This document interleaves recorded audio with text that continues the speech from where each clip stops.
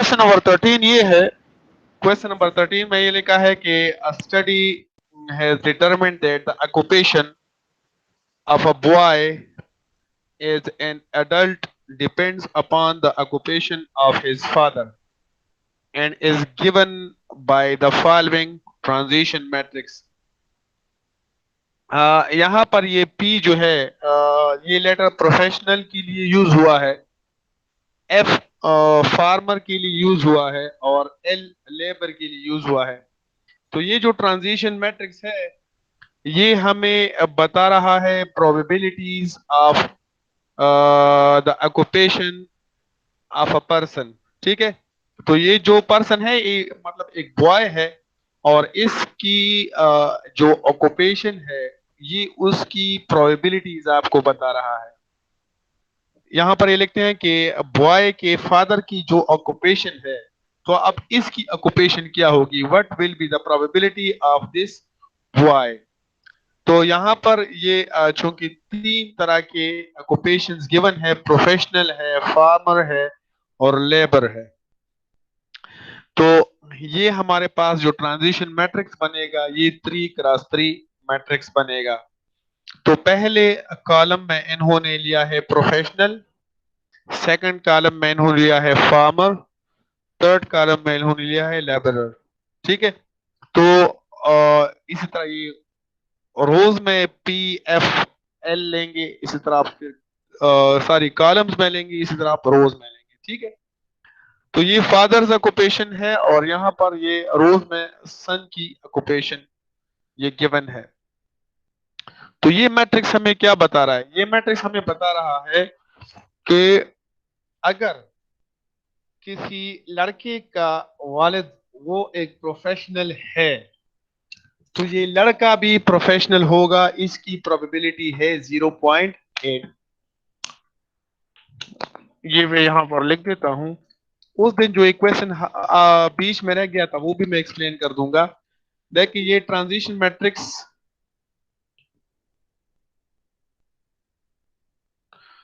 ये transition matrix हम लिख लेते हैं T।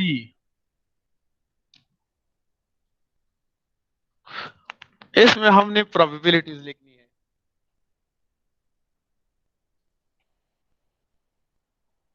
यहां पर यह है प्रोफेशनल अगर फादर प्रोफेशनल है, फार्मर अगर फादर फार्मर है और लेबरर। ठीक है, इसी तरह ये सन के लिए है प्रोफेशनल, फार्मर और लेबरर। तो अब यहां पर जो प्रोबेबिलिटीज हैं वो मैं लिख देता हूं, स्मॉल t से मैं डिनोट कर देता हूं। अगर फादर प्रोफेशनल है सन भी प्रोफेशनल होगा, TPP। ठीक है, फादर फार्मर है तो सन प्रोफेशनल होगा, फादर लेबरर है सन जो है वो प्रोफेशनल होगा। T फादर प्रोफेशनल है सन फार्मर होगा और T फादर फार्मर है सन भी फार्मर ही होगा। T फादर लेबरर है सन फार्मर होगा। T फादर प्रोफेशनल सन लेबरर। T father farmer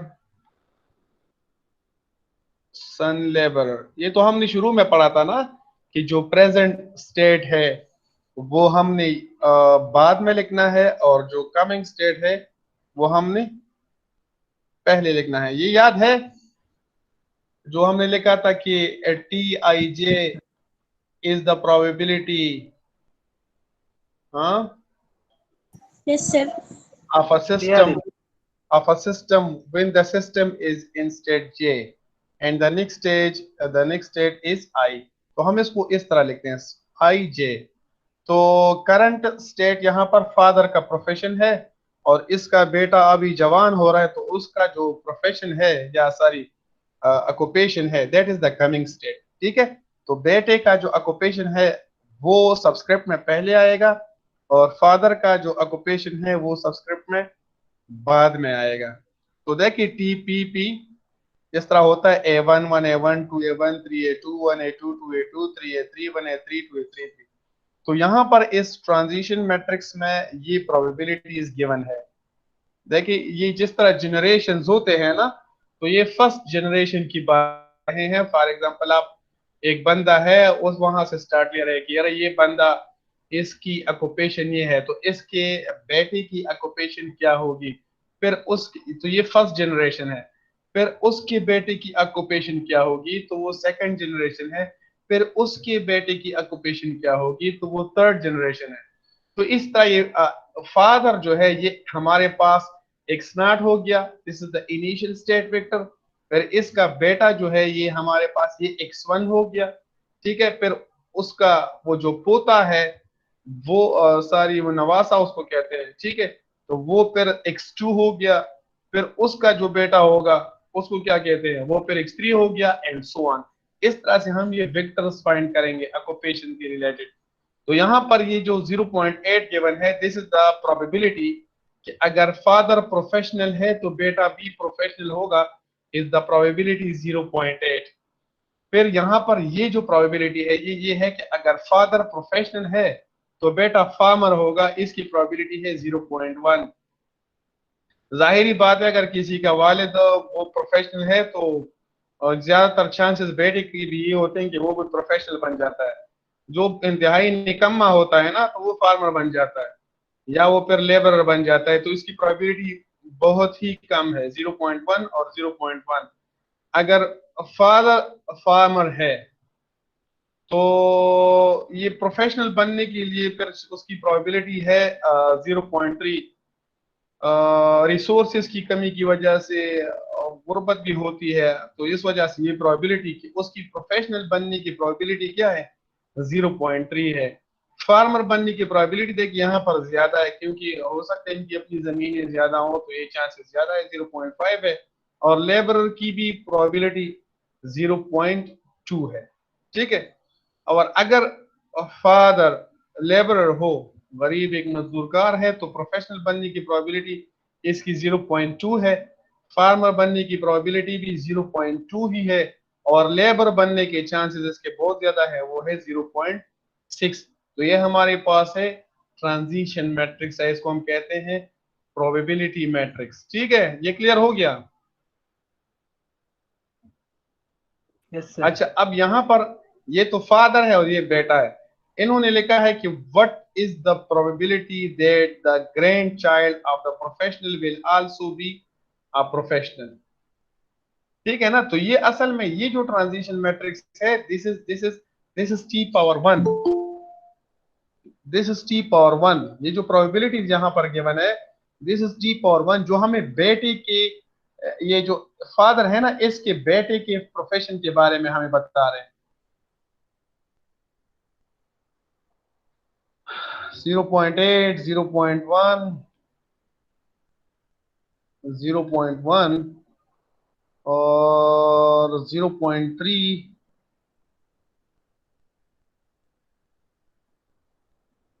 0.5 0.2। ये हमें इस बंदे का जो बेटा है उसके प्रोफेशन के बारे में ये मैट्रिक्स है। 0.2 0.2 एंड 0.6। ठीक है, सो this is for the first generation. अगर आपने अब इसके बेटे के बेटे का प्रोफेशन फाइंड करना है, you need to find T square. उसके लिए आप क्या फाइंड करोगे, टी स्क्वायर फाइंड करोगे। समझ आ रही है कारी? Yes sir. हाँ, तो टी स्क्वायर फाइंड करो। फिर उन्होंने आपसे पूछा क्या है, इन्होंने आपसे पूछा कि what is the probability that a grand child of a professional will be professional. तो आप टी स्क्वायर फाइंड करो, और टी स्क्वायर में यहां पर जो एंट्री होगी ना, बिल्कुल first entry, that probability will be the occupation of his grandchild professional. देखिए यहां पर भी पी है ना, पी पी पी पी वाला, पी पी वाली प्रोबेबिलिटी कहां पर है, फर्स्ट रो फर्स्ट कॉलम में है ना, ठीक है। तो ग्रैंड चाइल्ड के लिए आप टी स्क्वायर फाइंड कर लोगे, टी स्क्वायर, और टी स्क्वायर में फर्स्ट रो फर्स्ट कॉलम में जो एंट्री होगी, that will be the probability that the grandson will be professional. अगर आपसे पूछा जाए कि what will be the probability that the grandson of a professional will be farmer, तो first column second row, what will be the probability that the grandson of a professional will be laborer, so that will be the probability in the first column third row। अगर आपसे पूछा जाए कि what will be the probability of the grandson of a farmer that he will be a laborer, so ये probability होगी। and what will be the probability of a laborer, the grandson of a laborer, that he will be a professional, so ये probability होगी। ये समझ आ रही है इसकी कि नहीं? इसकी समझ नहीं आई सर। अच्छा, चलिए ये मल्टीप्लिकेशन असल में मुश्किल है ना, यहाँ पर ये लिखना पेंट में बहुत ही मुश्किल काम है। चलिए मैं ये मल्टीप्लाई कर लेता हूं। देखिए पहले आप इस मैट्रिक्स को समझे, ये एंट्री आपको क्या बता रहे हो, इस एंट्री का मतलब क्या है, इसका मतलब यह है कि एक बंदा है वो प्रोफेशनल है, तो इसका बेटा भी प्रोफेशनल होगा। This entry is the probability that the son of a professional is also a professional। इसकी समझ आ रही है? Yes sir. अच्छा, ये जो एंट्री है ये आपको बता रहा है कि the son of a professional is a farmer, ठीक है। ये जो एंट्री है ये आपको बता रहा है कि the son of a professional is a laborer, ठीक है। ये प्रोबेबिलिटी है, यस सर। ये आपको बता रहा है कि the son of a farmer is a professional, कि वालिद किसान है लेकिन इसका बेटा कोई प्रोफेशनल है, कोई अच्छी सी जॉब कर रहा है। दिस इज द प्रोबेबिलिटी कि the son of a farmer is a farmer, ठीक है। And this is the probability कि the son of a farmer is a labour. This is the probability कि the son of a labourer is a professional.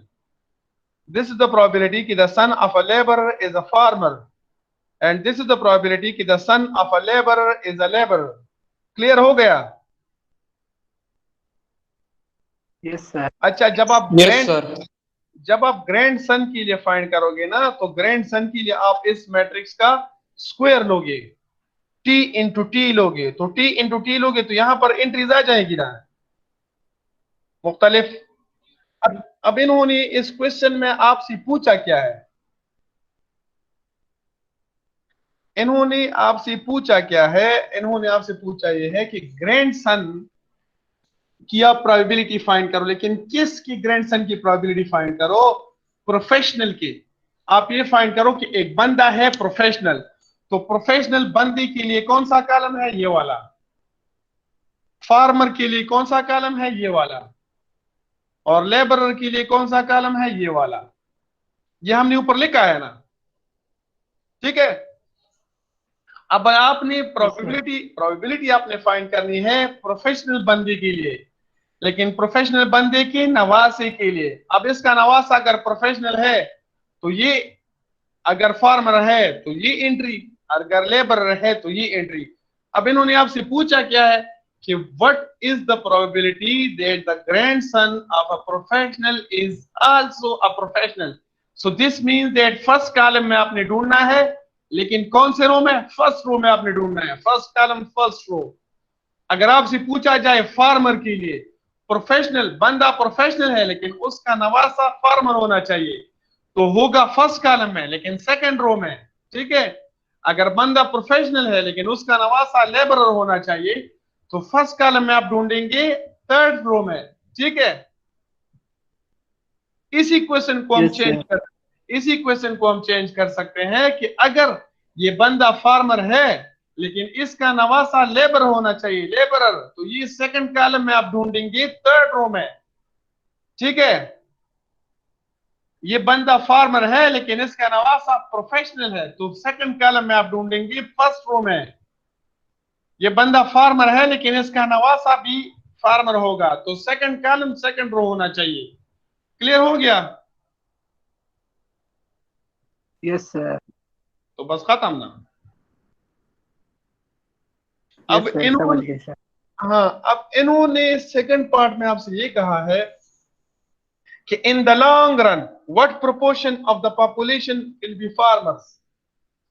ठीक है, in the long run what proportion of the population will be farmers. तो इसके लिए आप क्या करोगे, आप टी की पावर लेते जाओ, T square T cube T power N तक आप जाओगे। ठीक है, तो इसके लिए आपने करना क्या है, अ,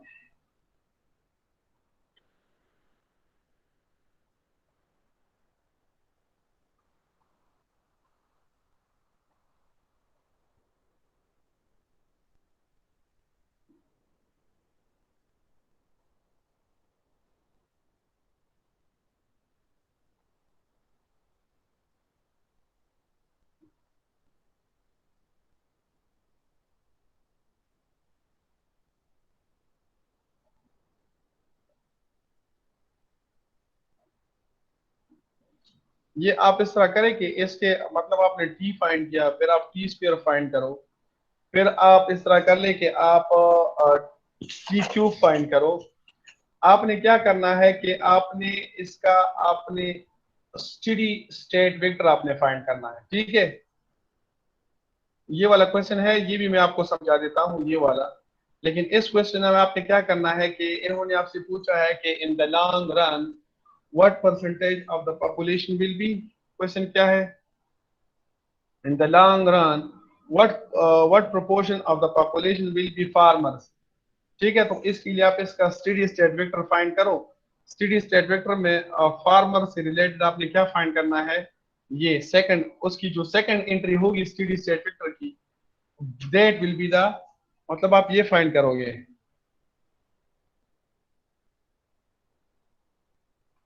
ये इसको आपने सॉल्व करना है। ठीक है, यहां पर u का जो सेकंड एंट्री, u वेक्टर आप फाइंड कर लोगे ना, तो u की जो सेकंड एंट्री होगी that will be the required answer. अगर आपसे पूछा जाए कि what proportion of the population will be labour, तो उसके लिए आप u की थर्ड एंट्री, u में जो हमारे पास होगा फर्स्ट एलिमेंट, ये होगा प्रोफेशनल, सेकंड एलिमेंट होगा फार्मर, और थर्ड एलिमेंट होगा लेबर। इसके मैंने आपके साथ नोट्स शेयर किए थे, वो आपके पास है? यस सर, इसका आंसर आता है 20%। हाँ, तो वो कर लेना, वो मेरे ख्याल में यहाँ पर है ना, लीनियर अलजेब्रा का, तो फेल के साथ वो उसने आप लोगों के साथ शेयर किए हैं वो notes. No no sir. Sir, sir. Yes sir. Sir उसमें मेथड गिवन है, उससे होता नो है। सर। हाँ ना, तो ये वहां पर अवेलेबल है ना, देखिए ये नो सर, नहीं शेयर करूंगा ये सर जी। दारा तखकारी दा screen yes sir. Yes sir. दा दा मा यस सर। तो फेल तमई मेलकरू माने रशिवी दी ना, जता उसरा दे की दा क्वेश्चन बखारी सर दे हमने बढ़िया तो रहा। ये एग्जाम्पल से किया है, पीछे एग्जाम्पल से। हाँ, एग्जांपल्स भी है, और इसमें तो सॉल्व एक्सरसाइज है ना। सर ये हमें नहीं मिला। अच्छा, ये मैं सर जी दाई मग त्याने रिसेंट कडी सर सर दाई जरा ने तो रिसेंट कडी मग ता जरा सेंड फॉर्म सर ओके हमें सर। जस्ट एलयू फैक्टर वाला सेंड हुआ है। अच्छा अच्छा, ये खैर ये मैं आपको शेयर कर देता हूँ ना। असल में फिर ये इसमें आसानी होगी कि जो सॉल्व क्वेश्चन होंगे बस वो सब दोबारा सॉल्व करने की जरूरत नहीं पड़ेगी। देखिए 2.3 एक्सरसाइज है। में भी बहुत मुश्किल है सवाल है सर। मुश्किल तो उसमें नहीं है, खैर ये मैं आपके साथ शेयर कर लेता हूँ ना ये। सर ये 4.2 पे कीजिए।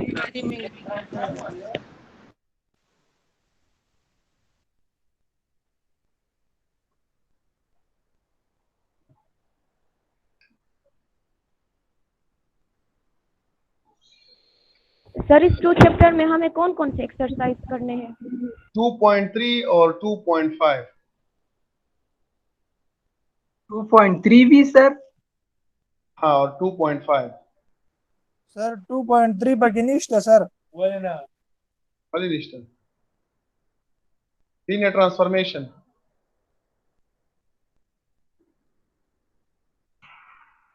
ये 2.3 को कंप्यूटर ग्राफिक्स थी। कंप्यूटर ग्राफिक्स नहीं रही कि लीनियर ट्रांसफॉर्मेशन थी। अच्छा, ये इस बंदे ने छोड़ दिए सर है ये क्वेश्चन उससे। लिनियर ट्रांसफॉर्मेशन चे कम दिया 1.8 थे सर। हाँ 1.8 थे जी, सर लिनियर ट्रांसफॉर्मेशन ची। 2.3 भी लीनियर ट्रांसफॉर्मेशन है ना, उसमें भी लीनियर ट्रांसफॉर्मेशन है, वो आप देख लेना। वो हमने डिस्कस नहीं किया था, वो डायलेशन, कंट्रक्शन, शियर ट्रांसफॉर्मेशन, वो हमने डिस्कस नहीं किए। सही है सर, माचे को सर। सर हमने जब 2 चैप्टर स्टार्ट किया तो 2.5 ही स्टार्ट कर लिया, यानी mark of chain.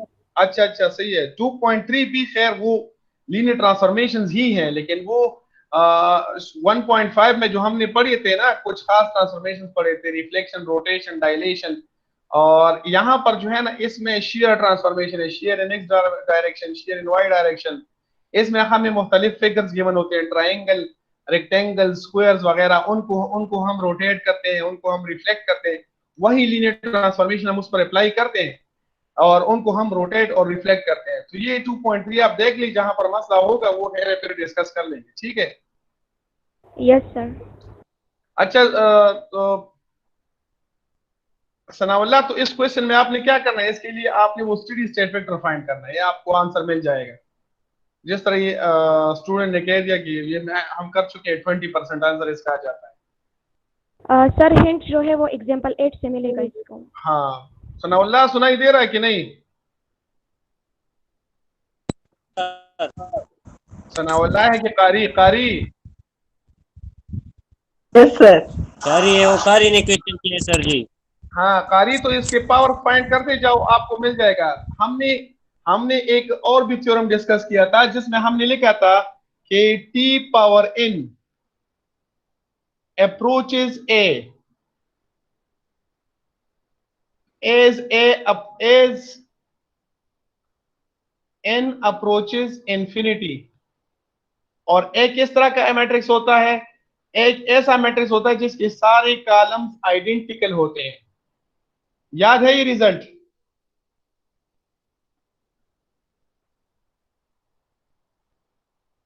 Yes sir. हाँ, तो आपने टी के पावर लेने हैं या इसका स्टेडी स्टेट वेक्टर फाइंड कर लो। देखिए ये जो एग्जांपल ऐड है यहाँ पर, इसी की तरह आपने फाइंड करने हैं, ठीक है। आपको यू वेक्टर मिल जाएगा और यहाँ पर आपको परसेंटेज मिल जाएंगे। ये तो हमने सॉल्व किया था ना। यस सर, किया था। देखिए ये थ्योरम है जो हमने, एक ये वाला था, और ये कि the transition matrix of a regular Markov process then as n approaches infinity t power n approaches a matrix whose all columns are identical। तो जब ये कॉलम्स आपके पास आइडेंटिकल आ जाएंगे ना, जब आप इसके टी के पावर्स लोगे, मतलब T square, T cube, T power 4, T power 5, T power 6 and so on, इस तरह तो मुश्किल है। लेकिन जब आप ये पावर्स लोगे तो आपके पास टी के कॉलम्स आइडेंटिकल बन जाएंगे। वहां से वो जो कॉलम आएगा, एक कॉलम आप उठाओ, क्योंकि सारे कॉलम्स आइडेंटिकल बन जाएंगे, इसकी कोई एक कॉलम, ये हमारे पास स्टेडी स्टेट वेक्टर होगा। तो इस वेक्टर के हमारे पास 3 कंपोनेंट्स आएंगे, देखिए पी, एफ और एल, ठीक है। तो इन्होंने आपसे क्या पूछा है, फार्मर्स की प्रोपोर्शन आपसे पूछी है, तो second entry of that column will be the answer, ठीक है। Yes sir. या T U is equal to U, उस मेथड से आप सॉल्व करो, सही। सही है ये सर। सर, दी यस सर, सही है सर। सर का हाँ, T U is equal to U पता होगा, ठीक शो। सही है सर। हाँ, T U is equal to U से आप यू फाइंड कर लो, और यू की सेकंड एंट्री जो है वो इस सेकंड, ये जो सेकंड पार्ट है, ये इसका आंसर है, सही। ठीक तो है। ये सारे ठीक। सारे क्वेश्चन आइडेंटिकल है। और एक क्वेश्चन ये वाला रह गया था, ये वाला, ये रेट्स वाला हम कर रहे थे उस दिन। ये वाला हम कर रहे थे ना उस दिन, जो बीच में रह गया था। Yes sir. अच्छा, तो ये कहीं पर मैंने सेव किया है।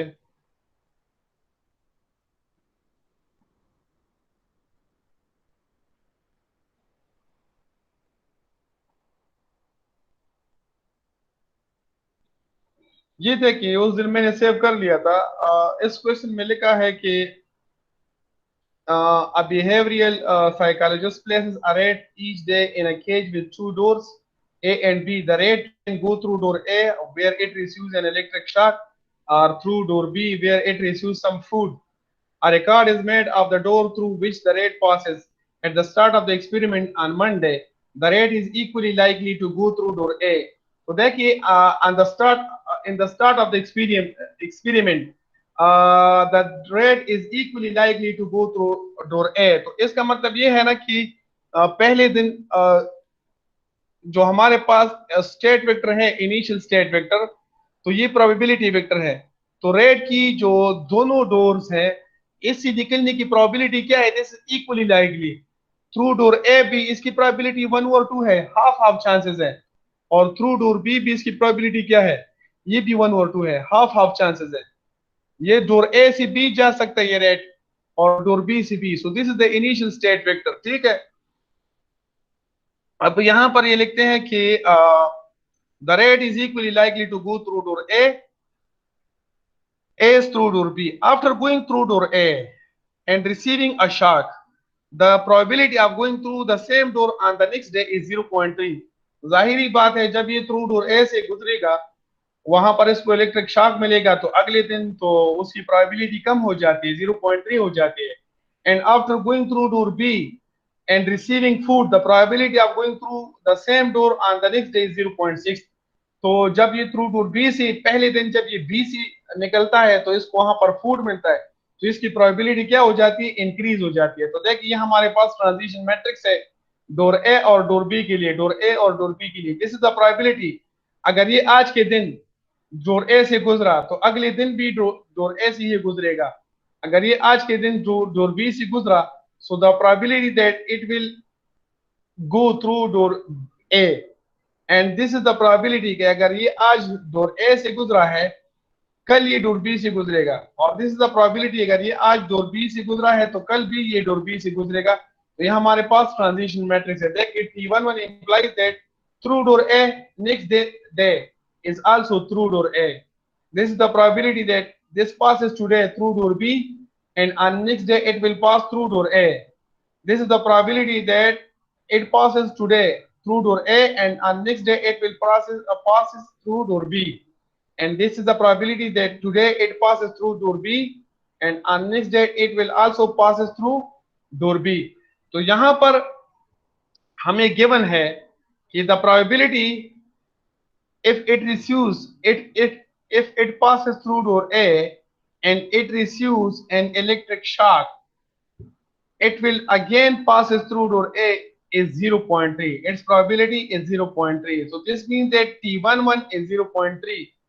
अगर T11 0.3 है तो ये तो प्रोबेबिलिटी वेक्टर है, और यहाँ पर जो दो कंपोनेंट्स है इनका सम लाजमी तौर पे 1 के बराबर होगा। तो अगर ये 0.3 है तो ये क्या होगा?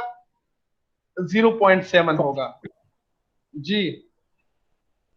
और यहाँ पर इसी तरह ये बताया गया है हमें कि अगर ये रेट डोर बी से गुजरा और इसको वहां पर फूड मिला, तो नेक्स्ट डे बी ये डोर बी से गुजरेगा, उसकी प्रोबेबिलिटी क्या है? उसकी चांसेस क्या है?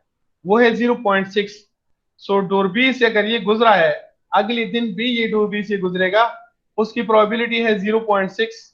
तो अगर ये प्रोबेबिलिटी 0.6 है और ये हमारे पास प्रोबेबिलिटी वेक्टर है, और इनके दोनों कंपोनेंट्स का रिजल्ट 1 आना चाहिए, सम 1 आना चाहिए, तो अगर ये 0.6 है, ये क्या होगा? 0.4 होगा। सो this is the transition matrix, and that is the initial state vector 1/2 1/2। अब इस क्वेश्चन में इन्होंने आपसे पूछा क्या है?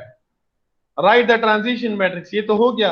What is the probability of rate going through A on Thursday, मतलब the third day after starting the experiment.